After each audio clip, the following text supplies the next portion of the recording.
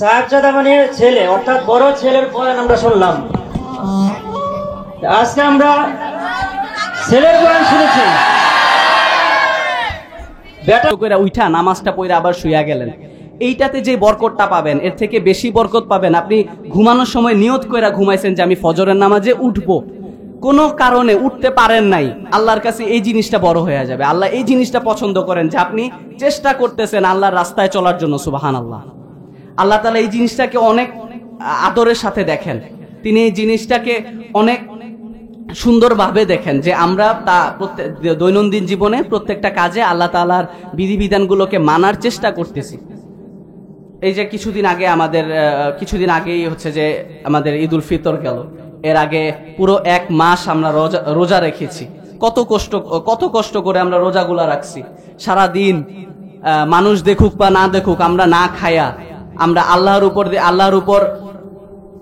আল্লাহর উপরে ভরসা রেখে আমরা এই রোজাগুলা রাখছি। তো এই রোজাগুলা রাখার মাধ্যমে কি লাভ হয়েছে? এই রোজাগুলা রাখার মাধ্যমে আমরা যে চেষ্টাটা করলাম যে হ্যাঁ আমাকে এই বিধানটা দেওয়া হয়েছে, রোজার বিধানটা দেওয়া হয়েছে, আমি রোজাগুলো রাখলাম, এই যে রোজাগুলো রাখার চেষ্টা রাখতেছি, এই বিষয়টাই আল্লাহ খুবই পছন্দ করেন এবং এটার উপর ভিত্তি করেই আল্লাহ তাআলা আমাদেরকে জান্নাত দিবেন বলে ইনশাআল্লাহ। তো আমাদের প্রত্যেকটা দৈনন্দিন জীবনের প্রত্যেকটা কাজে আমাদেরকে কি করতে হবে? ভালো কাজগুলো করার চেষ্টা করতে হবে। কি করতে হবে? চেষ্টা করতে হবে। আমরা কে কতটুক পারি, আমাদের কতটুক সামর্থ্য আছে সেটা কিন্তু আমাদের জানা নাই, কিন্তু আমাদেরকে নিয়ত করতে হবে এবং ওই অনুযায়ী চেষ্টা করতে হবে। আমরা যার সেক্টর থেকে যেই জায়গায় যারা আমরা যে পেশায় নিয়োজিত আছি সেই পেশায় থেকেই আমাদের এই ভালো কাজগুলো করার চেষ্টা করতে হবে। আমি নামাজ দিয়ে শুধু একটা উদাহরণ দিলাম মাত্র, কিন্তু শুধু নামাজেই কিন্তু ইসলামটা সীমাবদ্ধ নয়। আমরা যারা দোকানদারি করতেছি, এই দোকানে 1 টাকা বেশি নিলে এটা জুলুম হবে, এই জিনিসটা আমি নিব না, এটাই কিন্তু ইসলামকে প্র্যাকটিস করা, এটাই কিন্তু আল্লাহর রাস্তায় চলা। আপনি ওদিক দিয়ে বেশি টাকা নিচ্ছেন, আপনি 10 টাকার মাল 20 টাকায় বিক্রি করতেছেন, ঠিকই 5 ওয়াক্ত আবার নামাজও পড়তেছেন, কোনো লাভ হবে না কিন্তু। কারণ এই নামাজটা আপনার উপরে কোনো তাসির পড়তেছে না, এই নামাজটার কোনো ফলাফল আপনি পাচ্ছেন না। কারণ আল্লাহ তাআলা কি বলছেন যে যারা নামাজ পড়ে 5 ওয়াক্ত তাদেরকে সকল অশ্লীল কাজ থেকে আমি বিরত রাখি। তো আপনি বলতে পারেন যে আমি তো নামাজ পড়তেছি, এখন তাইলে আমি জুলুমও করতেছি, আমি 10 টাকার মাল 20 টাকা বিক্রি করতেছি, তো আমি তো নিজেকে আটকাইতে পারতেছি না। আপনি নিজে চেষ্টা করতেছেন না, তাই আপনি আটকাইতে পারতেছেন না। আল্লাহ তাআলা বলছেন যে ভালো করে নামাজ পড়ো, যে সুন্দরভাবে সুষ্ঠুভাবে নামাজগুলো পড়ে তাকে আমি সকল ধরনের অশ্লীল কাজ থেকে, মানে অশ্লীল কাজ বলতে এখানে গুনাহ কাজ বোঝানো হয়েছে, সকল ধরনের গুনার কাজ থেকে আমি তাকে বিরত রাখি। আপনি যখন খালেস নিয়তে আপনি অন্তর থেকে নিয়ত করবেন যে হ্যাঁ আমি নামাজ পড়ার মাধ্যমে আমি যেই সেক্টরে কাজ করি, আমি যেই পেশায় কাজ করি, এই পেশায় নিয়োজিত থেকে আমি নামাজ পড়ার মাধ্যমে ওই পেশায় মানুষের সেবা করব এবং আল্লাহর দ্বীনকে প্রতিষ্ঠা করব, তাহলেই দেখবেন আপনি 5 ওয়াক্ত যখন নামাজটা পড়া যখন আপনি দোকানে যাবেন তখনই দেখবেন যে আপনি 10 টাকার জায়গায় 20 টাকা রাখতে গেলে আপনার বিবেকে বাধা দিতেছে। তখনই দেখবেন যে আপনি যখনই নিয়তটা করবেন যে হ্যাঁ আমি এই নিয়ত করার মাধ্যমে, নামাজ পড়ার মাধ্যমে ভালো আল্লাহ রাস্তায় ফিরে আসতে চাই, তখনই কিন্তু আল্লাহ আপনাকে ফিরায় নিয়ে আসবে। আপনি এদিক দিয়ে জুলুম করতেছেন, সুদ খাইতেছেন, ঘুষ খাইতেছেন, হারাম খাচ্ছেন, কিন্তু আবার ঠিকই নামাজ পড়তেছেন, কিন্তু আপনার মনের ভিতরে সেই অনুভূতিটা নাই। আপনি নামাজটাকে মনে করতেছেন যে ইসলামের একটা আল্লাহ তাআলা বলছে আমি এই জন্য নামাজ পড়তেছি, কিন্তু না, নামাজ পড়ার মাধ্যমে আপনি একজন মুমিন বান্দা হিসেবে নিজেকে পরিণত করতে হবে, তাহলেই আপনার নামাজের সফলতা আসবে। তো এই জন্য আমাদের কি করতে হবে? আল্লাহর যে ইবাদতগুলো রয়েছে প্রত্যেকটা কাজে আমাদেরকে খালেস অন্তরে আগে নিয়ত করতে হবে যে আমি কেন এই ইবাদতটা করতেছি, আমি রোজাটা কেন রাখতেছি। শুধু না খাওয়ার জন্য রোজা রাখতেছি? এই না খাওয়ার জন্য তো তাইলে রাস্তার কত মানুষ আছে যে না খায়া দিনের পর দিন থাকতেছে, পানি খায়া থাকতেছে, একটা রুটি খায়া থাকতেছে, তো তাইলে ওদের রোজা হয় না কেন? আমরা রোজাটা রাখার মাধ্যমে আমাদের ডিফারেন্সটা কি তাইলে ওদের মাধ্যমে? এই জিনিসটাই হচ্ছে যে আমাদের মধ্যে পার্থক্য, যে রোজাটা যে আসছে এটাই হচ্ছে যে পার্থক্য, যে আমি রোজা রাখার মাধ্যমে আল্লাহকে একদম সম্পূর্ণভাবে বিশ্বাস করতেছি যে হ্যাঁ আমাকে কেউ দেখতেছে না, আমি বাথরুমে গেলাম, আমি বাথরুম থেকে যদি এক ঢোক পানি খেয়ে বাইর হই আমার আম্মু আব্বু কেউ দেখতেছে না, গোসলের সময় আমি অভিনয় করলাম যে ভুলে খায়া ফেলছি পানিটা, কেউ দেখতেছে না, কিন্তু আল্লাহ তো দেখতেছে। এই রোজার সময় আমাদের এই অনুভূতিটা তৈরি হয়, আর এই অনুভূতি তৈরি হওয়াটাই হচ্ছে রোজার সফলতা। বলেন সুবহানাল্লাহ। এরকম প্রত্যেকটা ইবাদতের সফলতা রয়েছে, প্রত্যেকটা ইবাদতের পিছনে কিছু নির্দিষ্ট কারণ রয়েছে যে কেন এই ইবাদতগুলা করতে হবে। আল্লাহ তাআলা প্রত্যেকটা ইবাদতের পিছনে কিছু না কোনো কারণ দিয়ে দিয়েছে। তো যেমন ফজরের নামাজটা পড়তে হবে, কেন পড়তে হবে? কারণ ফজর নামাজ এটা সায়েন্টিফিকলি প্রমাণিত যে ফজরের সময় যারা উঠে, সুবে সাদিক মানে সূর্যের আগে যারা উঠে, তাদের হচ্ছে যে হায়াত আল্লাহ তাআলা বৃদ্ধি করে দেয় অটোমেটিকলি। যারা এটা রিসার্চে দেখা গেছে যে যারা নিয়মিত ফজরের, অর্থাৎ আমরা যদি সায়েন্টিফিকলি চিন্তা করি যে সূর্য উঠার আগে ফজরের যে ওয়াক্তটা আছে, সেই সময় যারা প্রতিনিয়ত ঘুম থেকে উঠে এবং ফজর নামাজের পরে যারা হাঁটা চলা করে এবং না ঘুমায়, তাহলে তাদের রিজিক বৃদ্ধি করে দেন সুবহানাল্লাহ আল্লাহ তাআলা। তো এবং শারীরিকভাবে তো অবশ্যই উপকারিতা আছে, সেই সাথে ইসলামের দিক দিয়ে আমাদের রিজিক বাড়বে, আমাদের নিজেদের আয়ু বাড়বে। আয়ু কিন্তু আল্লাহ তাআলার বরকতের মধ্যে অনেক বড় একটা বরকত। সবাই কিন্তু অনেক বেশি আয়ু পায় না। আমাদের মধ্যে এই যে সমাজে প্রবীণ ব্যক্তি কিন্তু খুবই কম থাকে। কেন? কারণ আয়ু আল্লাহ তাআলা সব মানুষকে দেয় না, এটা অনেক বড় একটা নেয়ামত আমাদের জন্য। তো এই আয়ুটা বৃদ্ধি পাবে কখন? ফজর নামাজ যখন আপনি প্রতিনিয়ত উঠা পড়বেন। তো ফজর নামাজ পড়তে গেলে না আপনার ঘুমায় যেতে হবে 10টার সময়। তো এই জায়গায় আবার আরেকটা নিয়ম আসতেছে। আপনি যদি ইসলামের প্রত্যেকটা নিয়মকে মানেন, দেখবেন যে আপনার জীবনটা, আপনার যে ডেইলি লাইফটা আছে, ডেইলি লাইফটা অটোমেটিকলি চেঞ্জ হয়ে যাইতেছে। আপনি রাত্রেবেলা ফোন চালান, আপনি ঘুমানোর আগে ফোন নিয়ে ঘুমান, আপনি ফোন দেখতে দেখতে 2টা-3টার সময় ঘুমান, তাহলে তো কোনোভাবেই আপনি ফজরের সময় কি উঠতে পারবেন না। এটা অসম্ভব ফজরের সময় ওঠা। আপনি যদি আসলেই ফজর নামাজ পড়তে হয়, তাহলে আপনার ঘুমাইতে হবে কয়টায়? 9টায়, 10টায় অথবা সর্বোচ্চ 11টায়। যদি ঘুমাইতে পারেন তাহলে ফজর নামাজ আপনি পড়তে পারবেন। আপনি 11টায় আবার কখন ঘুমাইতে পারবেন? যখন আপনি 8:15টার সময় এশার নামাজটা পড়া ভাত খাইয়া ফেলেন। তো প্রত্যেকটা কাজ, ইসলামের প্রত্যেকটা কাজ, ডেইলি লাইফের প্রত্যেকটা কাজ একটার সাথে আরেকটা জড়িত, একটার সাথে আরেকটা কানেক্টেড। তো আমরা একটা বাদ দিয়ে আরেকটা করব, এটা কোনোভাবেই হবে না। আপনি বাইরে থাকবেন লেট নাইট পর্যন্ত, আপনি বাহির থেকে বাসায় আসবেন 12টার সময়, আইসা আপনি এশার নামাজ পড়বেন, এরপরে ঘুমাইতে যাবেন 2টার সময়, আপনি আবার ফজর নামাজ পড়ার চিন্তা করবেন। এটা আপনার চিন্তা না, এটা আপনার অভিনয়। আপনি চিন্তা করতেছেন যে আমি ফজর নামাজ পড়বো, 2টার সময় ঘুমাইতে যাই, কোনো সমস্যা নাই, কিন্তু আপনি এটা পারবেন না। আপনি নিজেও জানেন পারবেন না, কিন্তু আপনি এরপরও দেখাইতেছেন যে হ্যাঁ আমি ঠিক আছে ফজর নামাজ পড়বো, আমি রাত্রে দেরি করে ঘুমাইলেও ফজর নামাজে কিন্তু আমি উঠবই। আপনি মানুষকে বইলা টইলা ঘুমাইতেছেন, অ্যালার্ম টেলার্ম দিয়ে ঘুমাইতেছেন। ঠিকই দেখা যাবে যে ফজর নামাজের সময় আপনি কখন অ্যালার্ম বন্ধ করছেন আপনি নিজেও জানেন না। এটা কোনোভাবেই সম্ভব না আপনি তখন উঠবেন। হয়তোবা আপনার সারা রাত জায়গা থাকতে হবে ফজর নামাজ পড়ার জন্য। আপনি যদি 2টার সময় ঘুমাইতে যান, আপনি ঘুমাইতে পারবেন না। তো এই জন্য যে জিনিসটা বলতেছিলাম যে দৈনন্দিন জীবনে প্রত্যেকটা কাজের সাথে আমাদের ইসলাম জড়িত। আমাদের দৈনন্দিন জীবনের আমাদের যে পেশা রয়েছে, আমি ছাত্র, যারা আমরা দোকান রয়েছে, যারা আমরা জব করি, প্রত্যেকটা সেক্টরেই ইসলাম কানেক্টেড।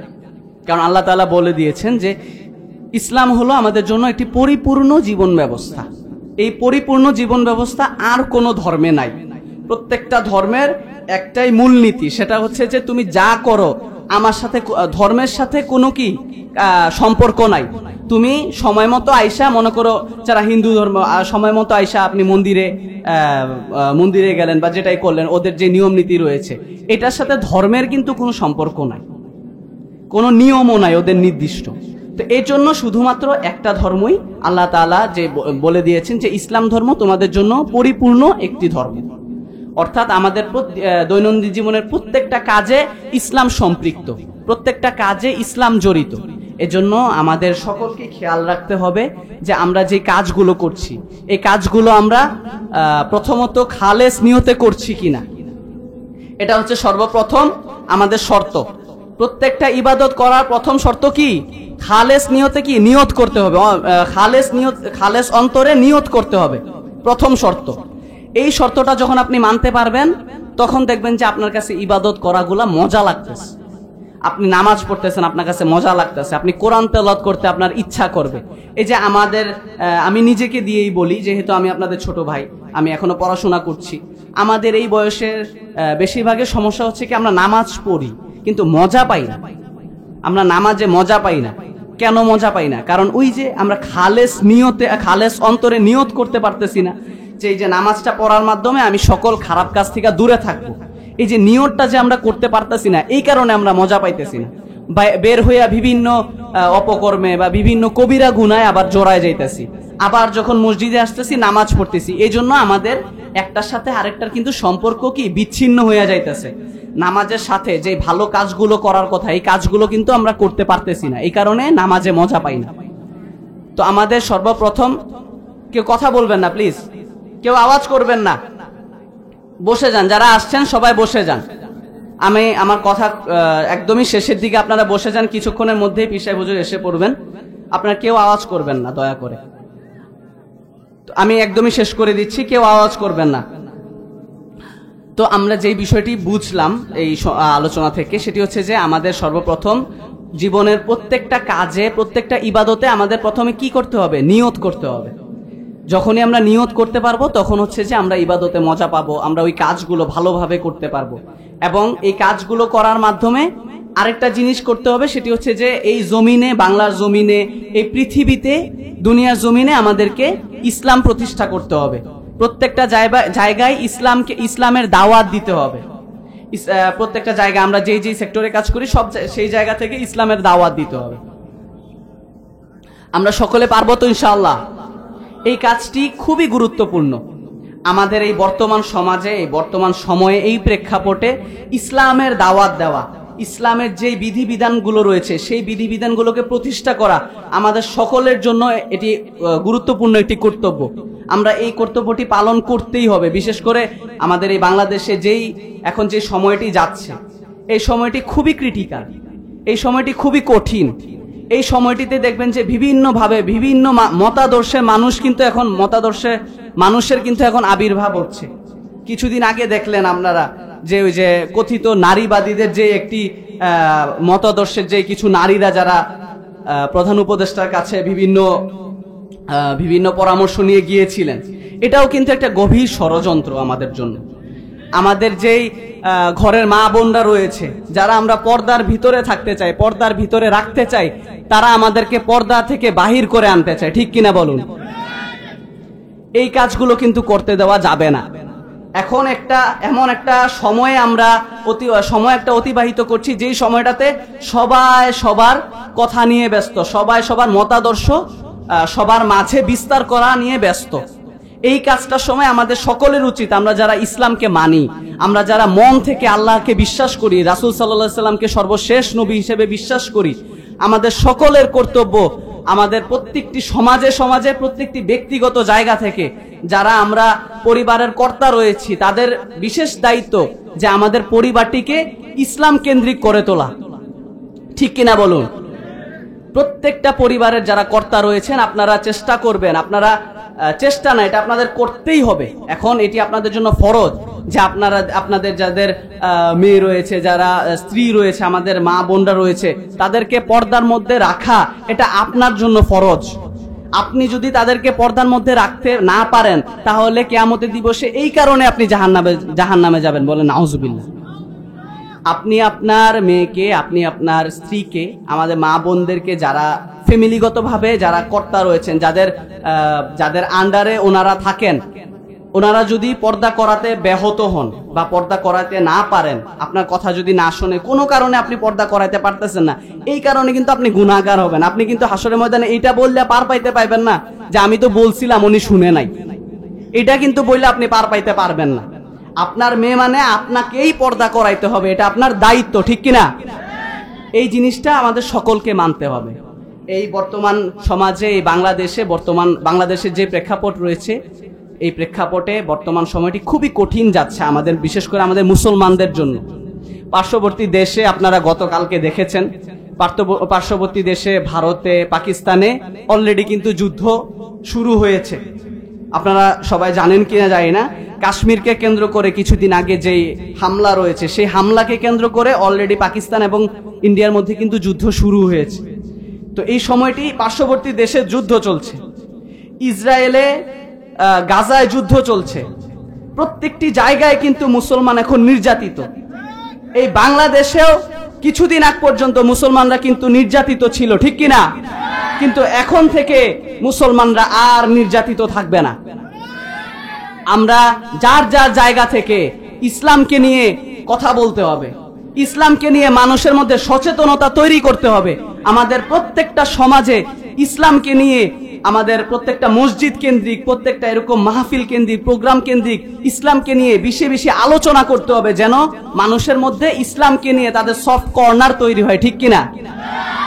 ইসলাম যেন তারা তাদের দৈনন্দিন জীবনে, যারা ইসলাম মানে না তারা যেন ইসলাম মানতে আগ্রহী হয়। এই জন্য আমাদের বেশি বেশি ইসলাম নিয়ে কথা বলতে হবে, ঠিক কিনা?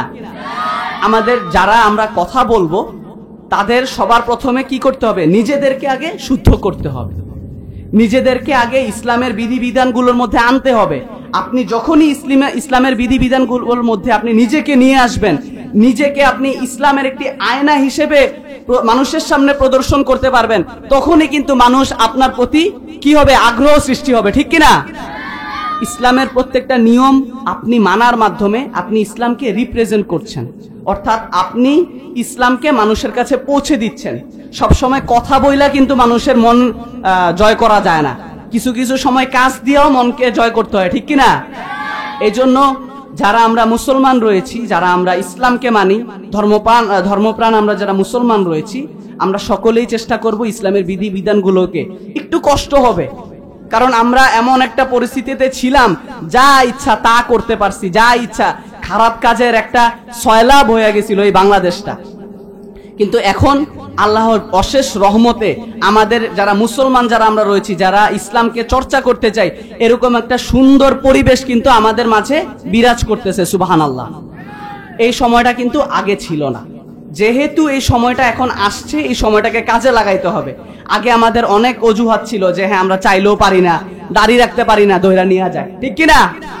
কিন্তু এখন দাড়ি রাখতে কিন্তু কোনো বাধা নাই। এখন যদি দাড়ি না রাখেন তাহলে কিন্তু আসলেই সত্যিকারের গুনাহগার হবেন আপনি। শয়তানের প্ররোচনায় পড়ে আপনি দাড়ি রাখতেছেন না, আপনি কিন্তু এখন কোনো বাহানা দিতে পারবেন না। আপনি 5 ওয়াক্ত নামাজ পড়তে পারবেন এখন, আগে নামাজ পড়তে পারতেন না। নামাজ পড়তে কি সন্দেহের চোখে পড়ে যাইতেন যে নামাজ পড়তেছে ছেলেটা মনে করুন সংগঠনের সাথে জড়িত, ঠিক কিনা? কিন্তু এখন কিন্তু এই সমস্যা আর নাই। আপনি চাইলেই 5 ওয়াক্ত নামাজ পড়তে পারতেছেন, আপনি চাইলেই টুপি পড়তে পারতেছেন, চাইলেই আপনি পাঞ্জাবি পড়তে পারতেছেন, দাড়ি রাখতে পারতেছেন। তো এই জন্য এই সময়টাকে আমাদেরকে কাজে লাগাইতে হবে, এই সময়টাকে সুন্দরভাবে সুগঠিতভাবে আমাদেরকে কাজে লাগাইতে হবে। আমরা সকলে কাজে লাগাবো ইনশাআল্লাহ। আল্লাহ যেন আমাদের সকলকেই ইসলামের প্রত্যেকটি বিধিবিধান মেনে চলার তৌফিক দান করেন। আমাদের দৈনন্দিন জীবনে ইসলামের যে বিধিবিধানগুলো রয়েছে, বিশেষ করে 5 ওয়াক্ত নামাজ, বিশেষ করে ফজর নামাজ, আসরের নামাজ, যে নামাজগুলো মিস হওয়ার সম্ভাবনা বেশি থাকে, এই নামাজগুলো যাতে আমরা সব সময় পড়তে পারি, ইসলামের বিধিবিধানগুলোকে যাতে আমরা সব সময় মানতে পারি। আল্লাহ তাআলা যেন আমাদের সকলকে এই তৌফিক দান করেন। আমরা সকলেই বলি আমিন। আমার কথা একদমই শেষের দিকে, আমি খুবই হয়তোবা লম্বা সময় নিয়ে নিয়েছি আপনাদের, আমি আর অপেক্ষা করাতে চাই না, কারণ আপনারা সকলেই অধীর আগ্রহে অপেক্ষা করছেন যে আজকের যেই প্রধান বক্তা রয়েছেন ওনার আলোচনা আপনারা শুনবেন। উনি এখনই এসে পড়বেন এই মঞ্চে। তো আমি আমার কথা শেষ করব আর একটি কথা বলে, এই কথাটির মাধ্যমে আমি কথা শেষ করব। আমি আর দীর্ঘায়িত করব না, আপনাদেরকে আর অপেক্ষায় রাখবো না ইনশাআল্লাহ। আল্লাহ তাআলা যেন আমাদের সকলকে কবুল করেন, আমরা সকলেই বলি আমিন। তো যে বিষয়টি বলার চেষ্টা করছিলাম, যে বিষয়টি বলে শেষ করতে চাই, সেই বিষয়টি হলো আমাদের যেই জীবন রয়েছে, আমরা যে আমাদের যে জীবন, আল্লাহ তাআলা আমাদেরকে যে জীবন উপহার দিয়েছেন, এই জীবন কিন্তু খুবই সংক্ষিপ্ত। তো এই জীবনের পরেই কিন্তু হচ্ছে অনন্তকাল, হচ্ছে আমরা জান্নাতে থাকবো, হাসরের ময়দানে আমরা জান্নাতে থাকবো, ওইটাই কিন্তু অনন্তকাল। এটা কি আমরা সবাই বিশ্বাস করি কিনা, আমরা সবাই জানি কিনা? তো যে এর জন্য হচ্ছে যে আমাদেরকে এই জীবনটাতেই আমাদের কিছু কইরা যাইতে হবে, যেন মানুষ আমাদেরকে মনে রাখে, ঠিক কিনা? আমরা এমন কিছু কাজ করতে হবে যাতে আমাদের সৎকায় জারিয়া হিসেবে তৈরি হয়ে যায়, ঠিক কিনা? আমাদের প্রধান বক্তা এসে পড়ছেন, আমি আমার কথা এখানে শেষ করছি। আসসালামু আলাইকুম ওয়া রাহমাতুল্লাহি ওয়া বারাকাতুহু।